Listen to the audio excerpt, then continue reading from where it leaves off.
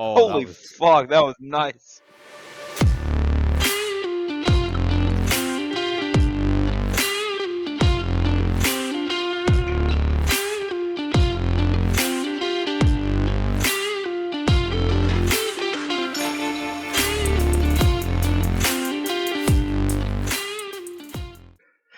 Just kidding, buddy. Okay, there it goes. Finally. Took a long time for it to actually show me this feed. Woo! I am high on life right now, boys. And LSD. I wish. Actually, probably not. My STRV would probably be talking to me. Actually, Help me. that'd be an interesting recording an episode. One person's drunk, one's on mushrooms, one's on LSD, and one's on cocaine. Let's see what happens. Dude, whenever we eventually all get together, the whole podcast crew, whether it's at a convention or just a meetup, and we do an episode together, we should at least get drunk. Oh, what we'll do is we'll make it like an extra long, 2-hour episode or something like that. But we'll start sober and then just see how drunk we can get in 2 hours. And by the end of it, oh yeah. Or what we could do as well is if we record it, but record it as a live stream. So if people are watching, we get if people send in questions, one question is a shot. Yes. Yeah. And if someone sends money, that's 2 shots. Yeah. Or something like that. That would be fun. Oh my god, we would get so fucked up. I am so down. I am down. Yeah, let's do that. Yeah, absolutely. I'll have to get more meat then. Mead, Canadian Club, whatever the fuck else you gentlemen want. I'll bring a bottle of New Zealand whiskey. Yes. Yeah, my mate who owns the Pocono distillery, so pretty good drop. Hell yes. Dennis, what are you bringing? Guinness. Definitely Guinness. Guinness, my man. Basic white bitch. Yep. Basic Irish bitch. Yeah. Hey, says the dude who just bought Woolline Crocs.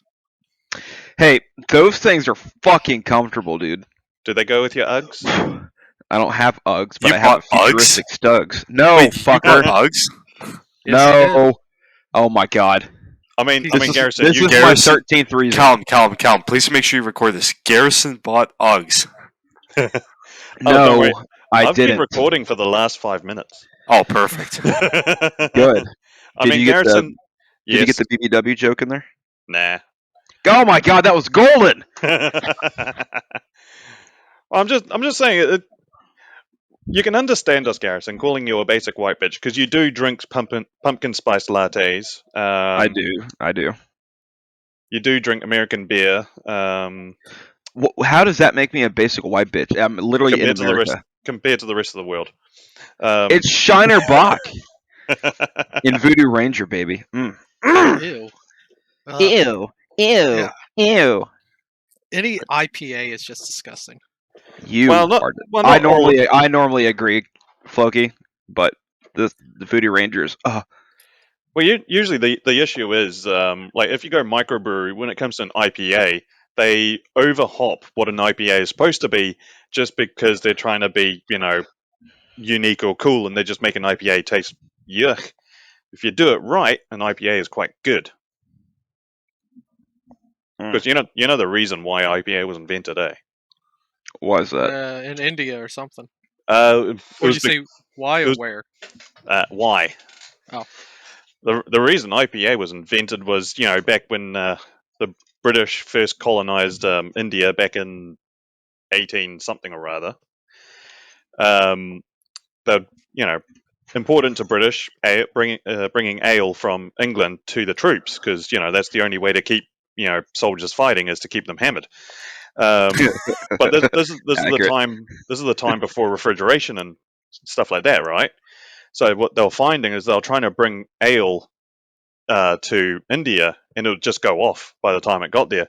So what they figured out though is if they overhopped the hell out of the pale ale, chucked way more hops in it, acted as a preservative, and it lasted long enough to get to India, So the soldiers over there first didn't like it because it didn't taste like a normal ale, but then they got used to it, and then they started liking it to the point where it was their preferred. So when they went home, that's what they wanted. So they got breweries to start over hopping, and civilians didn't really like it, but the soldiers did, and they bought a lot of it. So then it became trendy, and so they called it an India Pale Ales because it was originally the beer that was sent to India. That's why. Now it's just like trendy for hipsters. You know what that reminds me of, Callum? What? You know those Spitfires that were Yep. modified to have the beer kegs on the wings? The most important job of the war, yes. Those Literally pilots, the we most salute you. single most important Spitfire ever made. Oh, like, you better believe that thing's got like an escort of 15 other Spitfires, flank protection. That bastard's getting to the airfield. There's like a fucking bomber group going out on like a risky mission. They've got like 3 aircraft to cover like 30 fucking bombers, and they're like, "Where's the rest of our support?" Oh, they're with the keg. Oh. They're with the Fair beer. enough. Fair enough, lads. Understandable. Have a good day. Right? No longer mad. Just like the Hellcats and Corsairs that had ice cream in the tail. Yes. Wait, what? Yeah. In the Pacific, that's how they made ice cream. Expand. Well, when you We're make learning all sorts of cool when you stuff make today. ice cream, it needs to be shaken up and then frozen. And they figured, well, if you chuck it into aircraft that were going flying, they'll get shaken up, and then they'll fly high enough that the aircraft cools down, and it will actually freeze and create the ice cream. So then, when if they landed after a mission, they had ice cream for the crew. If they got shot down, then a lot of sailors went without. Bro, imagine like you knock down like 3 zeros in like a fucking bunker with your Corsair, and you fly back. You hop out and you just go straight to the tail with a fucking spoon and just start eating ice cream. But the Like, real yeah, it was a question good is, mission. what would you have? What flavor are we doing? Vanilla, duh, classic. Ew. Ugh, he No is a wonder you basic bought white Uggs. bitch. He Oh bought my Uggs at God. Starbucks. That they had vanilla, chocolate, and strawberry. Okay, take your pick. Could you imagine that though? If the Japanese shot down an Hellcat that was loaded up with ice cream, it splatters all across the ground, and they're looking, going, "What the fuck?" It's like, What why is this is it? substance? It's like, what's this pink stuff all over the place? And it's not the pilot. Did y'all know like the U.S. had I think it was 2 or 3 naval ships. I could be wrong here, but it was like a couple naval ships that were purely made. Their whole job was to make ice cream for troops. Yep, the ice cream ships. That was actually That's one thing. amazing. The few Japanese that were captured, that surrendered. That was one thing they were amazed by, is the fact that they had ships dedicated to just ice cream. Because of course they didn't have it as well. They didn't have ice cream, so they were probably going, should have done this ages ago. Well, there's a quote from one of them that was like, "Once I saw seeing the American war machine was like intimidating enough, but once you saw their supply line with an ice cream ship, it was like, yeah, we're not winning this war." Yeah, the minute they have It's an ice over. cream, the minute they have a ship just for ice cream with the battle group, you're like, yeah, we're not winning. And I guarantee you that ship's submarine escort was probably like 24. Protect the cream at all costs. You mean a Japanese submarine sinks in? It's like, do we have an oil slick? No, we have a chocolate slick. Should we start the podcast? Nah. Oh fuck! I mean, we've been learning so much already. Shit. Yeah. Well, I'm just waiting on Dennis to do the intro because I've been doing this for the last few times, and it's his turn.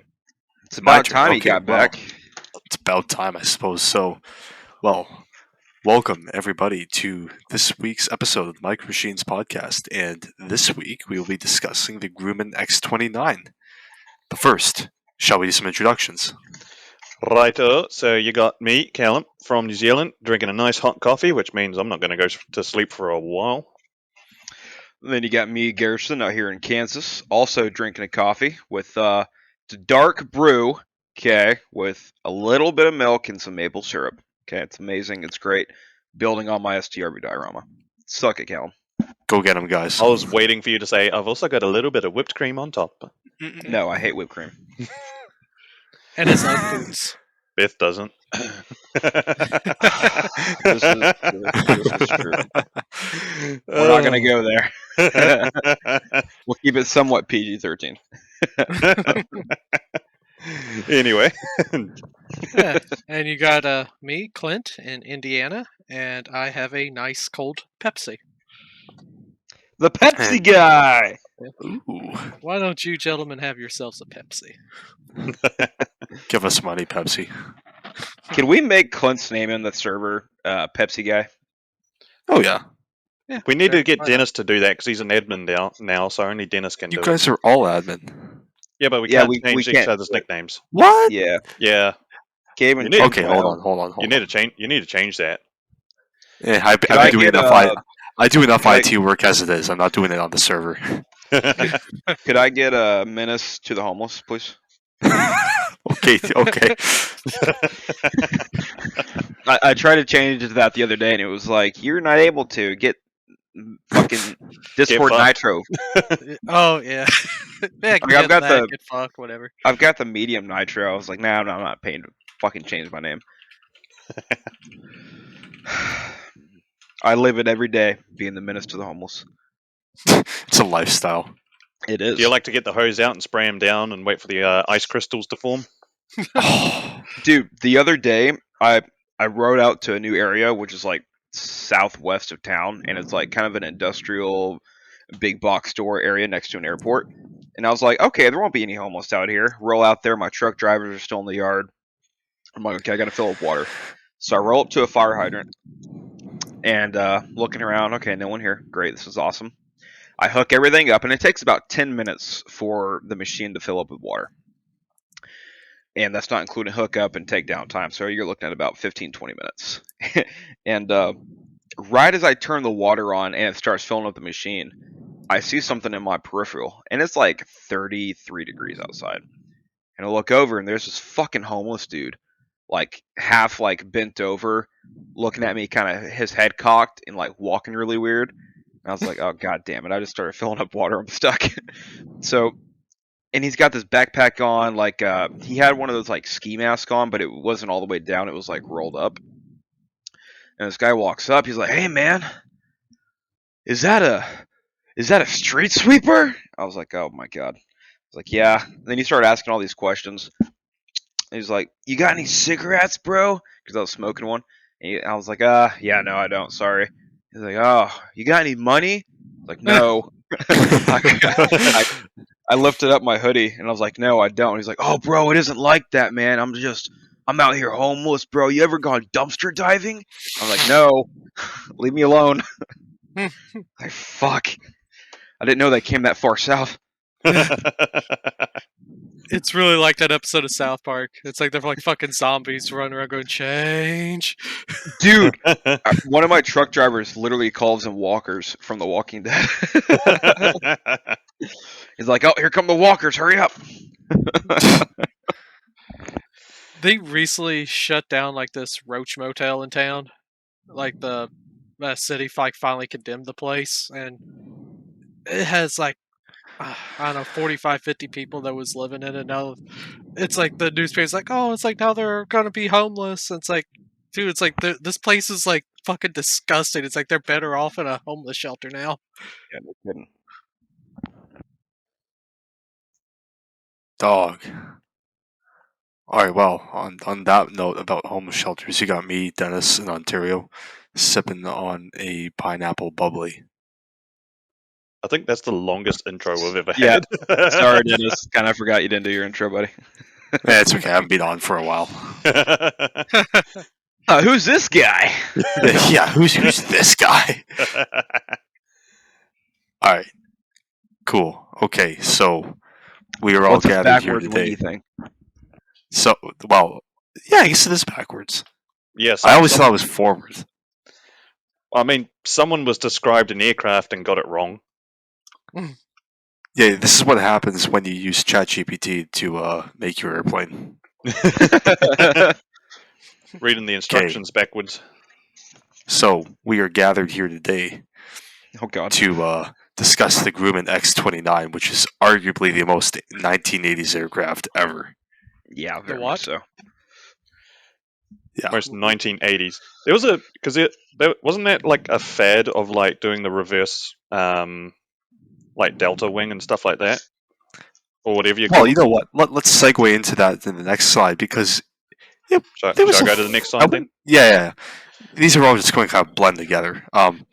So the main defining feature of the Grumman X-29 and why it was the way it was is because it was a test platform for two things, three technologies. The forward swept wings, which are obviously what you see here. You've got your wings that are essentially backwards.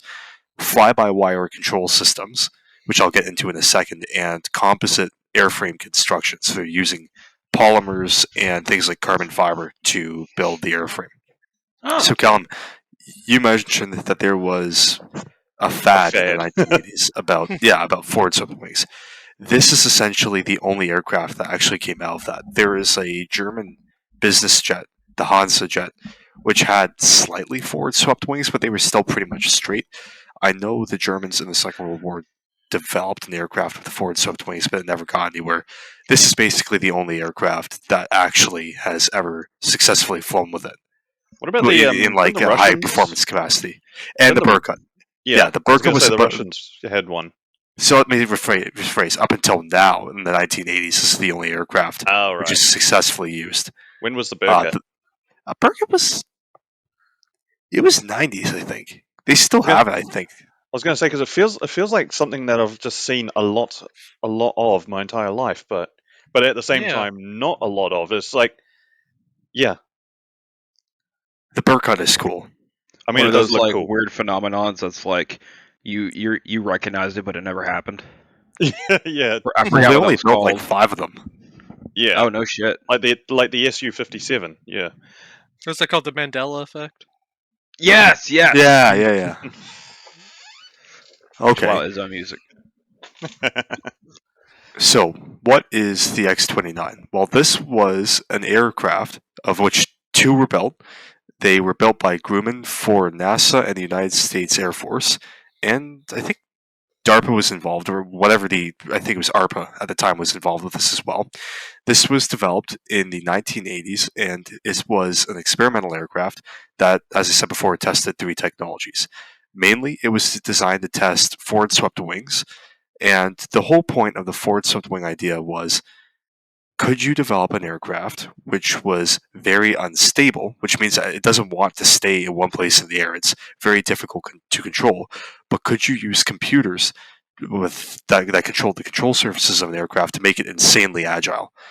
So the F-16 Fighting Falcon is built. It shows how amazingly agile an aircraft can be. This is basically the subsequent follow-up to this. So NASA commissioned a study where you would have a forward swept wing, which would be incredibly unstable especially at high speeds. But the idea was you could use a computer which was constantly feeding back to the control surfaces without pilot input to keep it stable in flight. So this is what the plane was testing. As you can see, it's kind of an amalgam of the F5 and some weird carbon fiber parts. It's got 3 control surfaces on it, and it actually, interestingly enough, has a lot of avionics from the F-16 as well. Well, I mean that kind of makes sense. Yeah. Because the F-16 is a bloody good jet, so why not use it? So is that on the left? That's the cockpit for the 29, is it? Yeah, so that's the cockpit. It's pretty much it's an amalgam. It's got a lot of F5 components, and the ejector seat is from the F5. Visually, the cockpit and everything forward of it, you can tell it's clearly grafted off an F5. But I will say in the nose, there's no radar, there are no cannons. It's just computer banks. So a couple questions. So this was the first aircraft to do fly-by-wire? This was not the first aircraft to do fly-by-wire, but it was the first aircraft to use fly-by-wire computers in the capacity it did. So, back in the 1960s, during the Apollo program, NASA began taking, I think it was the F-8 Crusader. Sorry, Corsair, not Crusader. Cal, what was it? The Corsair or the Crusader? It was the Crusader. So Crusader 2. yeah, the long one. Yeah. Yeah. So they used some computers from the Apollo program on the Crusader 2, and that was the first quote-unquote fly-by-wire aircraft. This, all the way in the 1980s, used much better electronics. It used analog computers, but it also had some digital components in it as well. The idea was essentially, because this airframe is so unstable, because the wings have the outer leading edges going into the air before the inner leading edges, so it means that they actually want to bend downwards, which I'll get into in the next slide, but the thing basically wants to just nosedive right into the ground. So you have to constantly control the ailerons and the canards to keep it from doing so, to keep it level. So whereas the F-8 Crusader was using it more as almost like a very advanced autopilot, this was using fly-by-wire just to keep itself from ripping itself apart. So the computers, I think, had to make 125 computations a second, which ended up in being like a couple dozen actuations every second. And there were 3 computers on board this aircraft, which every time they took a decision, they would make a vote of what way to actuate the flying surfaces. And it would literally compare their measurement data. So if one of them went bad, there were 2 redundant fail-safes. Oh, nice.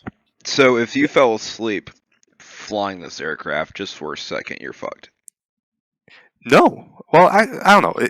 So it's not an autopilot system. The way that the computers in this aircraft work is they are making tiny, tiny alterations to the control surfaces to keep it from destroying itself and crashing, but it won't actually fly the plane. That's the thing. It's not an autopilot system. So basically what all these computers did was they made it so you could control it like you would something like an F-16. But it was apparently an incredibly demanding aircraft to fly. Okay. Yeah. Forgive my ignorance, what exactly is a fly-by-wire system? Okay, that's a good question. So, in the case of the X-29, you have your control surfaces, right? Okay. So, you know what? Callum, can you give me a John Madden mode? Can you get the highlighter up, please? Yep. 1 moment, Okay. please. How do you do that? You should go to the bottom of the screen and it should come up with a little option menu. Oops. Ooh, composites. That's okay. So, Garrison, you see the nose, right? You see the big old probe on it? Yes.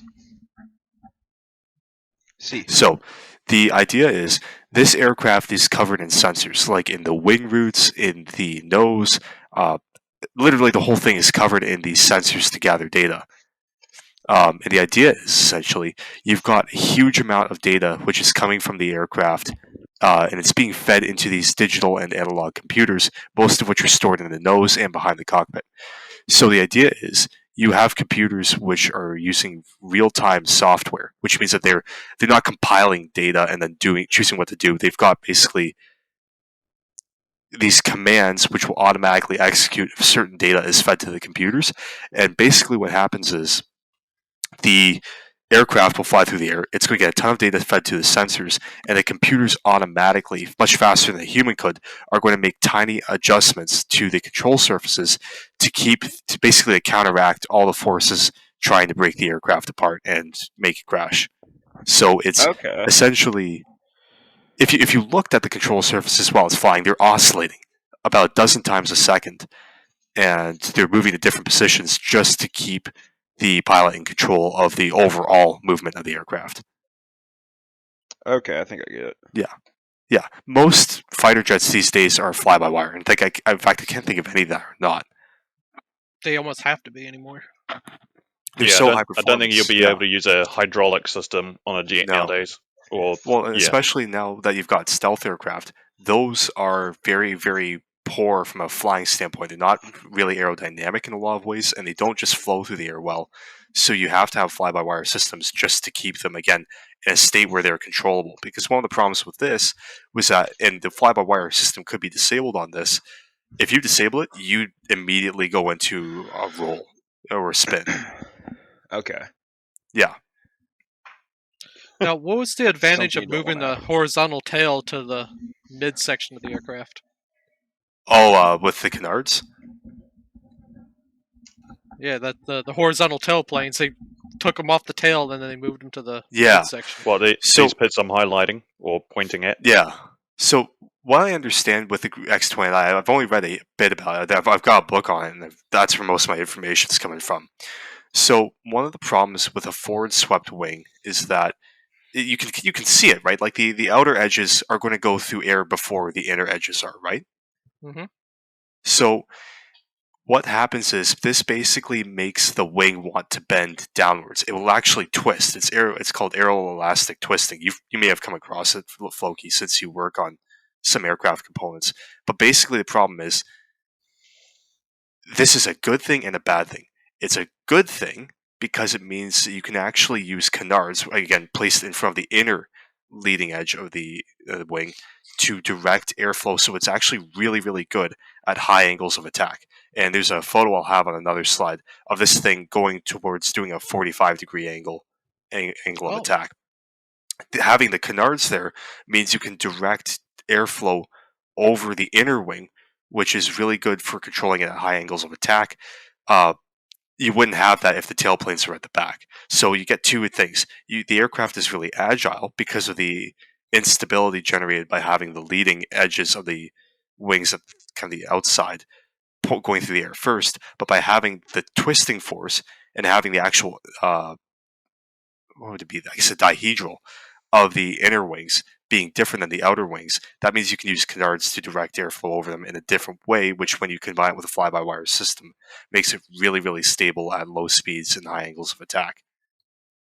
I see. So it's slicing through the air before the main ring. Yeah, Yeah, you know okay. what? I actually heard this analogy about it. So you know, like the fins on the bow on an arrow that you fire from a bow and arrow, right? Mhm. Like you've got the fins, and they're peeling back like a normal wing does, right? Yeah. Okay, so imagine how they fly through the air. Now imagine if you shot the other way, where the fins are pointing outwards towards the direction that it's moving in. You can imagine it's going to be a lot less stable if you did it that way. But that can actually be harnessed if you use fly-by-wire for the advantage. You can make an extremely agile aircraft by doing that. Okay. Because it's kind of like, say, when like airflow is going this way, right? Yeah. Usually, say if this was the other way around, say the aircraft's pointed that way, then that's going that way. So usually the wind is sort of doing that along, right? Yes. Along the wind, whereas this one's trying to do that. Yes, exactly. And one of the cool things is because when the aircraft flies like this, the wing wants to twist. So on one hand, that means you can't build it out of normal materials; it'll just rip itself apart. But if you have the right materials, you can have it where the wing actually, the angle of attack on it curves. So the wing is literally bending as it's flying, which means you can have an aircraft that's really agile, even at high speeds, but it's also really, really stable if you're flying at lower speeds. Huh. Yeah. That's interesting. Very. I will say So, this particular aircraft right here, the livery looks awesome. oh, dude. NASA knows what they're doing with these. Yeah. It's like it's like if whenever we make an aircraft, just give one to NASA and go right, make it look cool.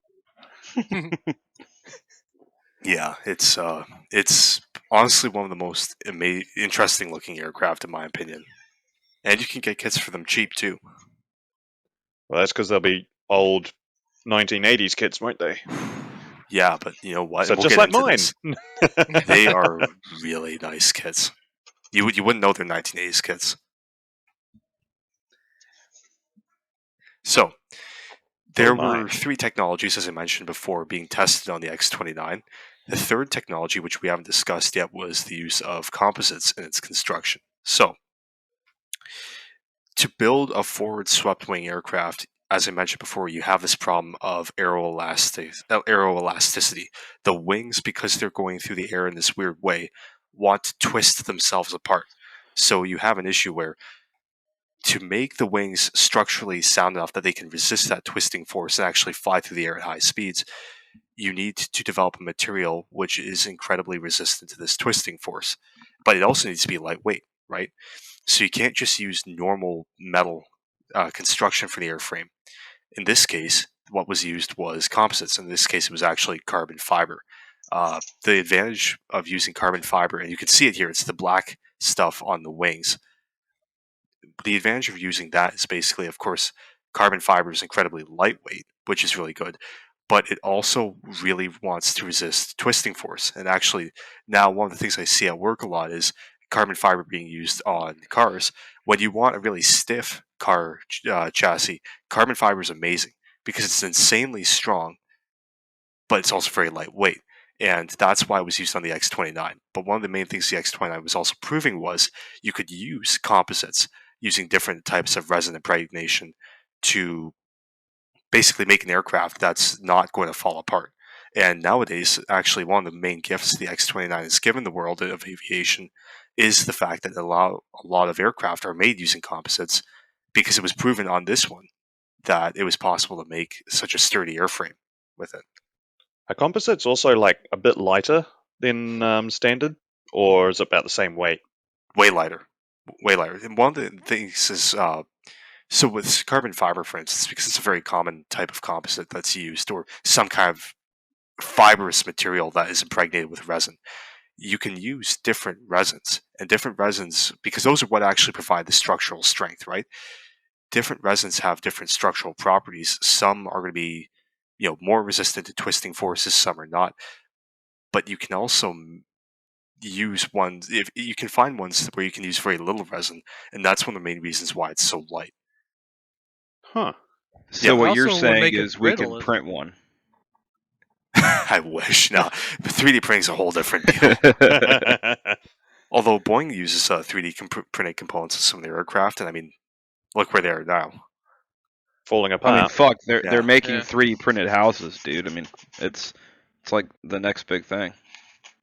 Yeah, but I've seen those 3D printed houses. It takes so long to 3D print. It's faster just to put the framing up.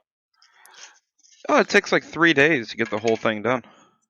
I know when it comes Oh, to dude. engine components, Pratt Whitney, they spent a whole bunch of money testing like 3D printed like blades and vanes, and eventually it came down to you cannot get the grain structure like you can out of a forging. So I mean, for engine rise 3D printing, they just it's not going to happen. It's not quite accurate enough. I mean, yeah, with blades, you want those to be like absolutely perfect, don't you? Otherwise, if there's like just the teeniest little fault in it, it just fucks it up, doesn't it? Oh yeah, if there's too much hydrogen in it, if it wasn't forged at the correct temperature, its grain structure can be different and not pass lab, and that could effectively plane could fall out of the sky because of that. Blade Hey, disintegrate in midair and whole plane falls out of the sky. Hey, Clint, your clones are fighting in the background, buddy. Yeah, my phone went off. I'll put it. Well, I worked a lot love with, your text tone. I worked a lot with 3D printers, like selling them, and then now also I've actually been able to see a lot of industrial, like really $40,000 3D printers at work, and it always makes me laugh when people say, "Yeah, we're going to 3D print things like car engines," because it shows that you don't understand how ridiculously complicated these things are and the kinds of forces that they have to undergo. Like, you can't 3D print materials that are able to survive this stuff. Yeah. I mean, one of the things is, even with in our modeling scene, people are saying, "Oh, well, one day model companies like Tamiya are going to 3D print these whole kits." I'm like, well, it's going to take dozens of hours to do that. Whereas with injection molding, you can get the same level of quality, or just about the same, and it takes 10 seconds. And there's also there's also less risk with an injection molding of, like, if one fails, you can look at the tool and go, okay, we need to just like shave this bit off or something like that, clamp it down, and you're good to go again. Whereas 3D prints, you could have like a run of just failures and you can't sell them at all. Like at least with like injection molding, if there's a little bit of flash, okay, you can get away with it. It's like, okay, you can still sell it. Yeah, it's 3D printing it's really good for certain things, but I think the problem is when people say, "Oh, we're going to use it for everything." Like, for argument's sake, with those houses, like, we have invented bricks thousands of years ago, and those work just fine. If it's not broke, don't fix it. Yeah, exactly. Yeah, I will say this picture on the left, as a diorama, that would look fucking insane. Oh, That looks dude. sci-fi as shit. I know. Even the like the yellowish greenish like looking on the panels just looks awesome. Oh, it Yellow does. primer is the best color that's ever been put on an aircraft, and you can Yeah, fight me on that. Like this just looks so awesome as a photo. Like, yeah, and Yeah. also Like, I just feel from like the top that's- down, this thing looks like something out of Star Wars or Star Trek or something like that. Eh? Oh yeah, Dude, for real. It kind of looks like a Klingon fighter in a way. yeah, Yeah. exactly. Colin, could you go to the next slide, please? Next slide. Ooh. So, yeah, Ooh. Back this shot. is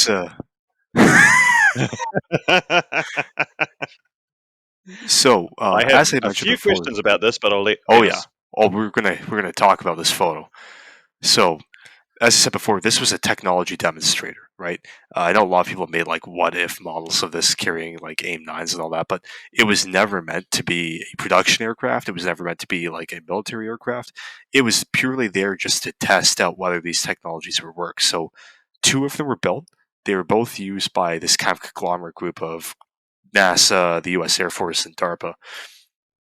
They were flown out in the Mojave Desert all the time, I think, and basically these were used for, I think it was a couple of years actually, where they were just being flown around to gather data on how aircraft with forward swept wings would perform under certain flight conditions. They did go supersonic, which is absolutely insane. Yeah. Now, this is actually a really interesting photo because this is from when they were being used to research high angle of attack flights. So, the maximum angle of attack that the second, which I believe, yeah, this is the second aircraft. So, this went up to a 30-degree angle of attack flight and it maintains completely stable flight at that angle of attack. What you can actually see here on this aircraft is you see all those little black stripes on it? Ooh, I know what those are. Yep. Mhm. Can't remember the name, but I know what they're used for. What are they called? Beats me. I don't know what they're called either. I just know that we- they're the little things. Yeah, Yeah. you have them on sails on when you're sailing on your boat on a yacht. Wow, goddamn, that's going to annoy the hell out of me. Easy line. Yeah, they're pieces of Yeah. easy line which show you what direction the air is flowing. Yeah, That's really freaking cool. yeah, because you have that on a sail. You know, so like, I'm just going to do a drawing here. Yeah. So say Oh, that's a beautiful, sail. Callum. You have them going. You have Oh, them look going at like that, so you can actually Take see a look like at my if you're powder. getting wind over sails properly, or if there's like a dead zone or something like that. I can't. Woolies. That's what we call Woolies, them. yes. Woolies. Yeah. At my university, we have a Excuse big me? wind tunnel that are used by car companies to test out aerodynamics on their cars. And what you'll see is the car will come in covered in woolies, and you'll have high-speed video taken of the car in the wind tunnel, and then they analyze afterwards the direction of the woolies to confirm computer data. Yeah. You, Like you if you call see them what? Woolies. Woolly, like wool, like the Yes. fabric? Yeah, because they were Okay. originally made because out of they're wool. made out of wool. Yeah. Okay, I thought Know you what said your woolies. Uggs are lined with. Oh, you're so funny, but you're so funny. Hey, I didn't know Uggs were aerodynamic. Yeah, you used to be flying everywhere, bro. I do like this bit on the wing. You know, you can see them going in different directions. You can see that the air over there is just absolutely like not going well. No, that's the thing with this aircraft. The wing, the air. With most aircraft, you have a straight wing. The airflow is pretty predictable. Not with this one. You've got all kinds of crazy stuff going on. Like So- even around here, the airflow is like not doing what it's normally supposed to. Like, also, that's just got none. so Yep. Callum, if you could point towards that weird-looking contraption on the tail. I was going to ask about this. You know what that is? That is a computer-controlled automatic spin recovery parachute. Because when these were doing their high angle of attack tests, one of the things I was really worried about was if a fly-by-wire system failed, this thing was just going to... You would need to parachute it. It was just going to be unrecoverable. You're ejecting at that point. You are ejecting, yes. The idea being that maybe you could at least give the pilot an opportunity to eject with the parachute out. Terrain. Pull up. Pull up. So, in this photo, the aircraft is about to do a 30-degree angle of attack flight. It's going to fly stably and cruise at 30 degrees of angle of attack. In this same flight, it went up to 67 degrees, like Ew. momentarily. Bloody hell. And technically speaking, this was one of the really interesting things I heard. They never did attempt this because it was supposedly too dangerous, but theoretically, this aircraft could fly stably at 90 degrees angle of attack. What? Like continuous Pugachev's Cobra. Jesus. Yeah, that's one of the great things about the Canards. So these like additional horizontal planes right here? Yeah, those are the third control surface of the fly-by-wire system controls. Ah, okay. So I got one. Yep. Go, Clint. Oh, I was going to just ask, what's with the smoke coming off the nose? I was about to ask that. That's also He's for smoking a cigarette. showing. Leave him alone. Yeah, exactly. He's vaping. That was also to show the airflow basically around the nose at really high angles of attack. I think what the idea with these tests was to see, with the design of the aircraft, what angle of attack could be cruised at and what the airflow around the aircraft was like at the time. So they put smoke emitters on various parts of it. In this photo, the one on the nose is in operation. Dude, just imagine your entire job is to fly around this fucking dope-ass jet and just test it. Just doing all these crazy maneuvers and shit. I'd love that. Dude, here's a good story. So, one of the test pilots for this aircraft got sacked after he did a literal Top Gun high-speed pass over the airfield that was being tested. That's awesome. Yeah. Yeah, he put the beans on, and I think he went supersonic over the airbase. And they sacked him for that? Well, no, it was because he did a roll. He did a barrel roll on it. Oh, that's brave. Yeah. Yeah, so this was used up until 1984, did a huge amount of testing, did basically a lot of the work for the F-22 in the YF-23 was actually from this program, because this was going on right before the ATF program, which the F-22 eventually came from. That program was actually temporarily put on hold to allow the X-29 to do more testing, because a huge amount of technology from this aircraft wound its way up into the YF-23 and F-22, and that's one of the reasons why they are, especially the F-22, is as agile as it is, because it's using a lot of that whole intentional instability in the airframe design that's controlled by the fly-by-wire system. That balloon had no chance. No chance. Yeah, so after that, it was basically then retired, and now they both are at, one's at Edwards Air Force Base, and then one's at the National Museum of the U.S. Air Force. And they are fortunately both very well preserved. That's good. Yes, I knew I had seen this before. Oh, have you been to one of them? Oh yeah, once a year I try to make it over to the National Museum, United States Air Force in Dayton, Ohio. Oh, you lucky bastard. It's about a hour and a half drive. That's not too bad. No. Here in the States, that's like going to the grocery store. Exactly. Alrighty, so what everyone wants to hear about. Models, there's one. The Hasegawa 172 scale X-29 is old, but it is the definitive kit for this. There's no cockpit detail. You have to add it all yourself. I added every single strap to the seat belts, which was fun. But it has recessed panel lines, which most Hasegawa kits can attest to, and it has damn near perfect fit. You don't need to use putty anywhere on this. And yeah. Damn. It's got like, that's surprising. It's got like 50 parts. It's insanely easy to build. You can get them for as cheap as $10 these days. Huh. I think Callan's about to go to fucking the internet. Oh yeah. I haven't seen anything like that, but I'll keep an eye out. So theoretically, considering that the inside is like part F5, part F16, you can literally just you can just use aftermarket for either of those and sort of make it fit. If you can find an F5 and 172, you could take the cockpit components, put those on the cockpit Yeah, I mean, I guess you could also take the engine. That would also be something you could use. F-16 parts, most of them were avionics, so you wouldn't be able to really see those unless you wanted to open up the nose. And there is Okay. actually a 1:48 scale resin conversion for an F5 kit to give it these components. Oh, cool. And then Dragon's just got a 1:144, which who would want that? Yeah. And I also threw in this picture of the Aero Guide book by Bill Gunston on the X-29. You can get it. I think you can probably find a PDF of it. If you ever want to build one of these, this is the definitive reference guide for it because it's got all the photos of it during development. It has a huge amount of technical information about it, and it has incredibly good 1:72 scale drawings of the aircraft. Oh, Nice. that's cool. Very nice. It was almost like they were thinking about modelers. Oh, dude. And some of the photos in this are like peak 1980s, especially the one on the cover. Oh yeah. Oh yeah. How many aviator glasses are there? Okay, and that was the X-29.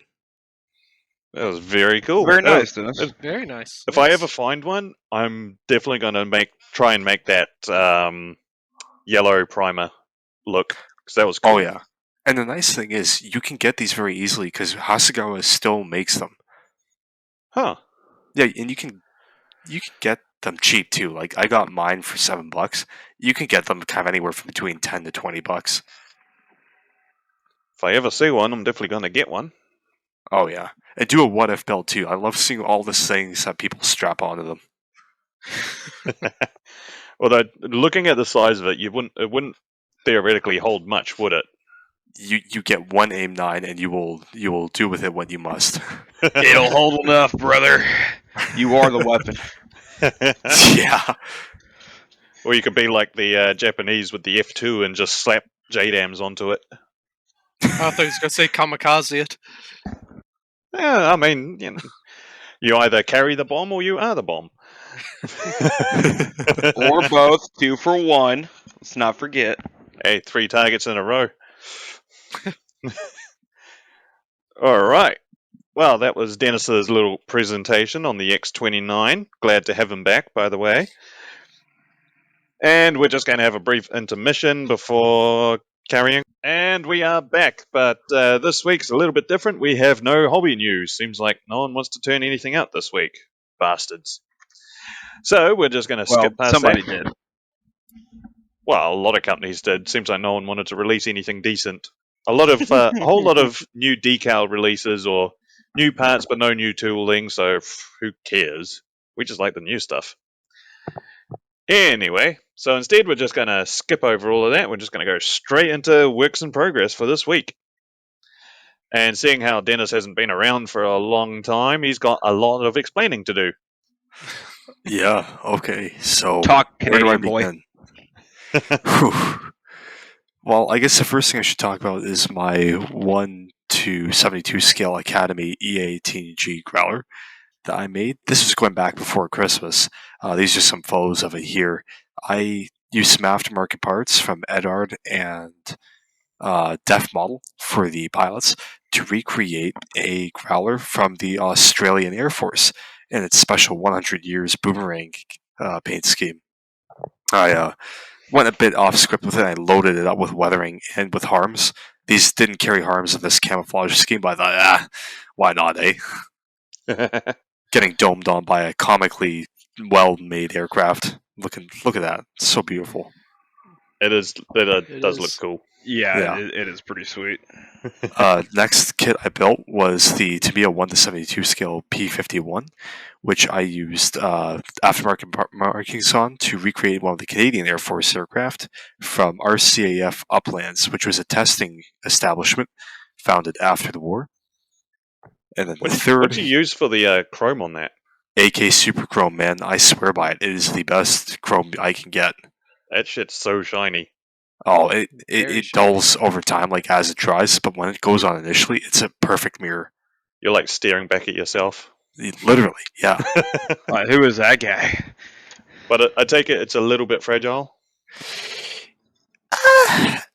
I used Tamiya Mark Fit super strong on this, and I was careful with it. But I mean, as you can see, it didn't really melt it. But yeah, and also you can't really clear coat it without making it lose its shine. So Which is like just defeats the purpose of it. yeah. So the main thing is fingerprints. You want to let it dry fully before you handle it. Give it a Just couple of couple days. days. Yeah. Yeah, and then I'd the give it a week. third kit I built in over the winter was this 1:72 scale Vespid Hobby Leopard 2A7V, which is sort of the it's kind of like the Abramized version of the Leopard. It's got the protector remote weapon station. With this one, I did a NATO flage with whitewash, and I also used copper strips to make the scrim camo. Turned out really I good. love it. That Love looks it, love so it, good. love it. Yeah. Center photo was me. I went with another guy on our server, Sohaib, out to the Canadian Air Force Museum out at 8 Wing CFB in Trenton. This is at the air park. This is actually an Electra, which the RCAF used, actually right in my hometown. And then, of course, there's the Great Prius disaster of 2024. So we have somehow managed to snag a 2024 Corolla hatch right off the boat from Japan. So I'm pretty happy about that. That's the 1-to-1 scale modeling that I'm doing right now. Well, there you go, eh? Did you get the rims changed out yet? Oh yeah, I just changed the oil this morning. Nice. Very cool. And I've been working on the 222, mainly the base. I designed and 3D printed these wheel lifting fixtures. Only need 4, but always feels like always put more in the build plate that you're going to need because something always breaks. Better safe than sorry. Exactly. So, well, I think I had 2 that I ended up breaking. So, good thing I made a lot more than 2. The bottom left is the sandstone dock. I got it painted. It's not weathered.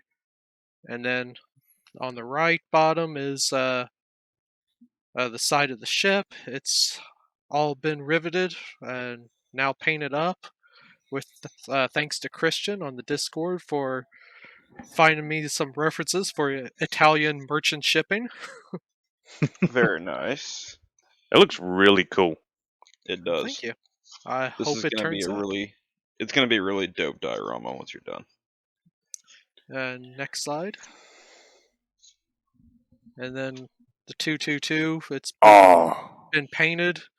I got decals on it today, and I got it flat coated now. Just got to start weathering after we get done here. And of course, the picture at the top, that's with the side of the ship and the dock in place on its base. Very nice. That's cool. Are you gonna put something in between the dock and the ship, or is it like? There is about a 5mm gap between the two. There's no real point. No. I'm not sure, like scale rise. I said I'm just going on a whole bunch of reference photos, and I might sling a tire or something down there. Oh, that would be cool. Oh yeah, yeah. And gonna have some boxes that's been unloaded. It's got tarps hanging on them, set it on the dock. Dude, And my idea is to have the 222 suspended in air, like it's being lowered down from a crane. Dude, yes. That's gonna look cool. I'm still not sure I'm gonna pull that off. I'm thinking like some clear sprue attached to the 222 on the side, and then the other side attached to the ship. I mean, you could probably get something above it and suspend it if you're feeling, brave. Like, if you have something like there, and then just have it dangling, using like something sturdy enough. Yeah. It'd be a bitch to transport, but yeah, that's the main thing. It's like I don't want it to move any. What do you mean? It'll just be like in real life. Nah, that looks cool. I take it, doing those rivets, trying to keep them in line was a little bit of a pain in the balls. Yeah, I end up making a jig, and Oh. I would drill like the first two out, and then I would stick my jig down, and then stick some rivets in the first two holes, and then I'd have some more holes to drill out. Then I'd move the whole jig down. And, Oh. yeah. You stuck your what and where? Nah, man, that's really cool, dude. This is gonna be great. You thinking about bringing it to the October show, or If I get it done, yeah. get it done, bro? You're like most of the way there. I know. I'll bring it. Fuck yeah. Only if you tell me how many rivets are there, though. Go ahead and start counting them. Oh God. Yeah, come on, Garrison, Like get to 20 counting. Rivet counter. Oh God. Oh God, I've been trapped. You've become the very thing you swore to destroy. I hate you. You were my brother. This is what I'm still working on. My Tamaya USS Hornet for the Doolittle raid. I've managed to fully paint and decal one B-25. I've just got 15 to go. Oh God. Those decals are not very good as well. Like the register's not that good. On the when you got the little sort of clear outer rim on all decals. See. Yep. It's off center from that. Yeah, that so it's blows. like yeah. So it's the ones on the these ones on the fuselage, they were the pain in the ass because I think they're slightly oversized, possibly. Because I think these ones are supposed to be smaller than the wing ones, but on like the ones you're given, they're the exact same size. So yeah, but I do have the first light sea grey down, but I've got to buy a darker, more navy bluish sort of grey for the making the stripes and stuff like that. I've also got to figure out a decent color because the deck, so the flight deck of the USS Hornet, because Americans use wood, but it wasn't. They didn't leave it wood. They everyone paints it black, but it's not actually black. It's a very very dark navy blue. They blue stained it, which someone messaged me on Instagram to tell me all about once I posted a work in progress. So yeah. Actually, This isn't accurate. Yeah, I was like, but I mean, he was nice enough about it. I said, yeah, it's just a work in progress. He said, yeah, that's why I'm telling you now. It's like, cool, okay. Hey, But your he olive did- drab's wrong's on the aircraft. Yeah, pardon? I said your olive drab is wrong. Fuck off. Yeah.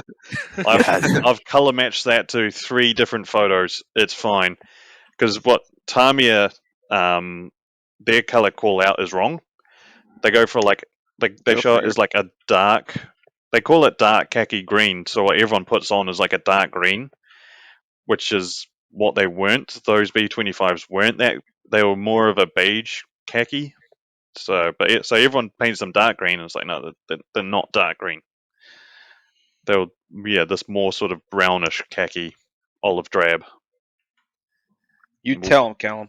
We'll probably have Yeah. someone having an issue with that, but who cares? Yeah. Get him. Garrison? Well, before I start, Callum, good Yep. on you, and bless you for doing a tiny ass ship and all those aircraft. I 'Cause hate fuck myself. that. We can tell.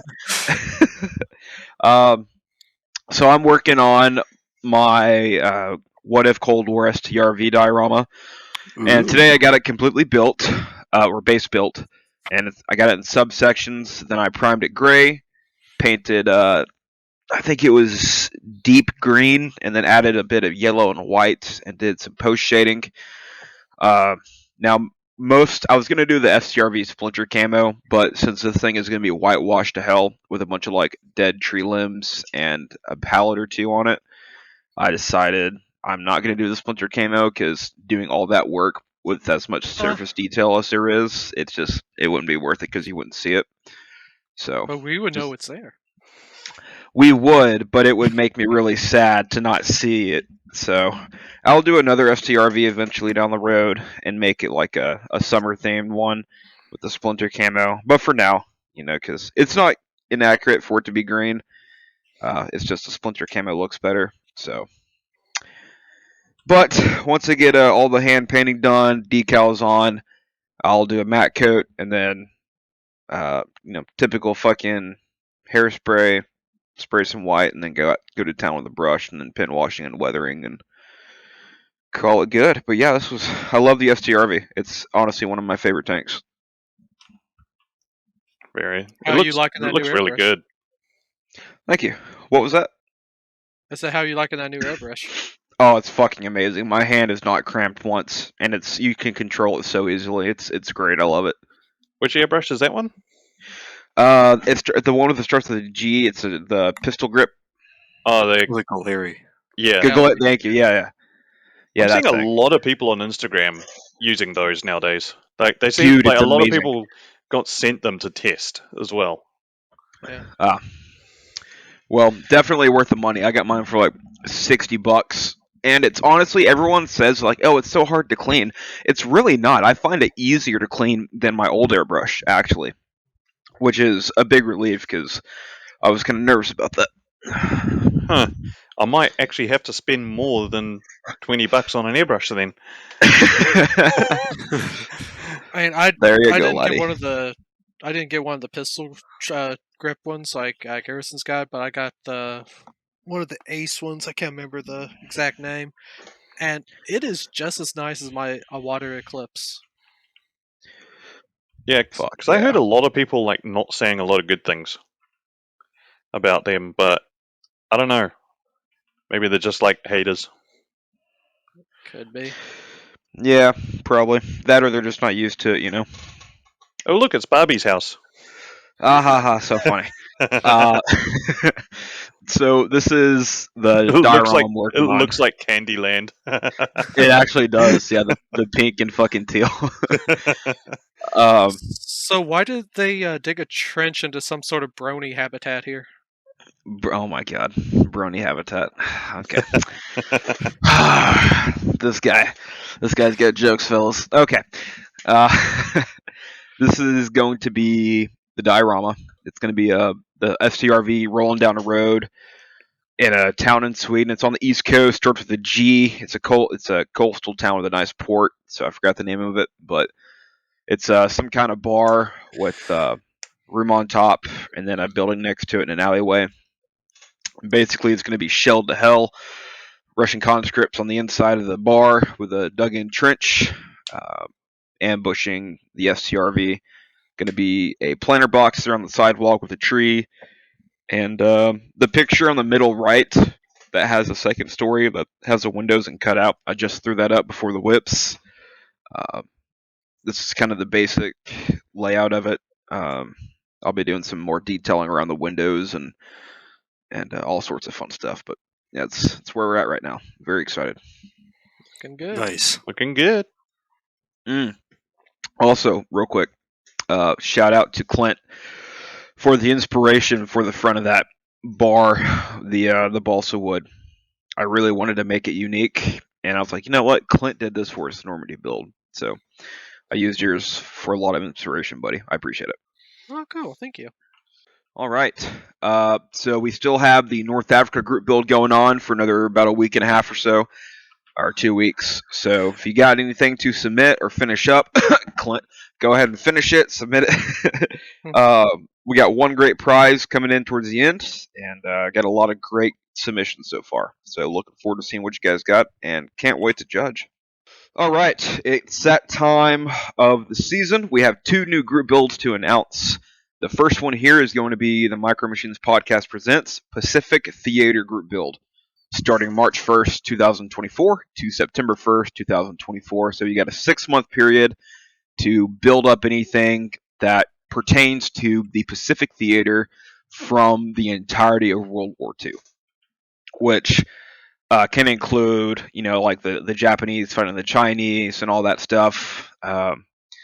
So the Pacific is a theater not nearly as covered as it should be in our opinions, and so we're really excited to get this going, see what you guys can build. The prize, there will be, just like the other submission or the other group builds, there will be a recreational submission where you can submit anything you've ever built, or if you just want to build something for fun, you can submit it there.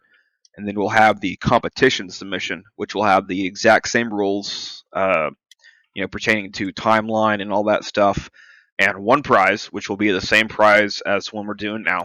So, if you want to find out more information about it, join our Discord. We have a whole category for it, and hope to see you there. And what is that prize? $60 worth, not including shipping, unless shipping's over 30, because it can be weird. But $60, or is it 60 or 40? Can't remember. I can't remember. It's somewhere in there. It's $40 to $60 worth of models or diorama accessories or whatever offline of your choosing. So let's say I won the $60 prize, right? And I was like, hey, I want a couple resin palm trees, a couple figures, and to me a leopard, and it totaled up to $55, which it wouldn't, but let's just say it does. Then that's completely fine. If it totaled up to like 5 over or something, we won't be able to do it because we're a young podcast. But yeah, basically whatever you want offline up to the prize money, not including shipping unless it's over $30. Which is a pretty good prize, to be honest. Yeah, 100%. I mean, and I think it's. I mean, you think about it. We've had we'll buy you to me a scout set or a Panzer IV or something. It's like, well, in this case, you get to choose what you want, so it's more of like a fight for the first place, Yeah. Yeah, like if there's a kit that you can't afford, like $60 worth, something like that, but you win it, then you can get it. So it's motivation. Oh, 100%. And then the next group build, which this one is purely just for fun. It's the exact same timeline, but it's a science fiction group build. So anything sci-fi related, could be Star Wars, 40K, Helldiver 2, great new game coming out, Warhammer, whatever you want to do, go for it. Submit what you want. Could be old work, could be new work, whatever. Just submit your stuff. This is purely just for fun. And looking forward to seeing those too. Hell yeah. And of course, once you've finished listening to us, you should definitely go check out the other modeling podcasts. I strongly recommend Modeling Insanity podcast. I've been chatting with those guys lately, and they are a great bunch of guys, and they're fun to hang out with and take the piss out of. So, especially the one with the Brooklyn accent, definitely say hi to me. Say hi to him from me. But we've also got Scale Model Podcast, On the Bench. Of course, we had Ian Kezius from last week. He was from On the Bench. That was a good episode. AM Show, Built Sideways, Just Making Conversation, Sprue Cutters Union, Plastic Model Mojo, Plastic Posse Podcast, Small Subjects, Model Geeks, and of course, Model by Garpoden, if you speak Swedish. I'm repping you guys. STRV, baby. And of course, since we come to the end of our episode, it is time to do our special thanks to our Patreon supporters. As usual, Paul Gallagher, Lord Floki or Clint, Robert Judson, and Robert Brisbane. You guys are awesome. You help keep the lights on. And if you want to join our Patreon, just go on to patreon.com/Micro Machines Podcast. You will find us there. For about $1 a month or so, you can you can pledge whatever you want, but minimum is about $1. You get a whole bunch of extra stuff that we can't put on YouTube, certain stories, jokes, outtakes, stuff like that. There's even a secret episode we recorded that didn't make it to YouTube, so there's an extra episode there if you want to listen. Next week, I will have a special announcement once I get some shit sorted out and find out some more information about it, but I got a special You're announcement. pregnant? No, it just looks like it.